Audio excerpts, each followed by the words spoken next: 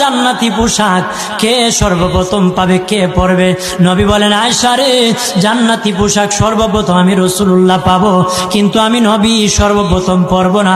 সর্বপ্রথম ইব্রাহিম খলিলুল্লাহকে জান্নাতি পোশাক পরানো হবে। কেন জানুনি?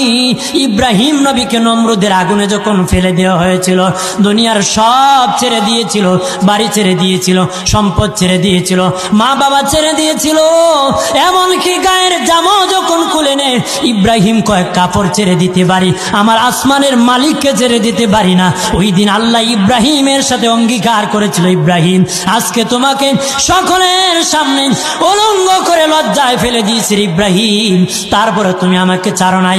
আমি কিয়ামতের দিন সকলের সামনে মুসলমান, বেঈমান, কাফের, নাস্তিক যারা তোমাকে উলঙ্গ করেছিল, তাদের সামনে আমি আল্লাহ আনুষ্ঠানিকভাবে তোমাকে কাপড় পরায়া দিব।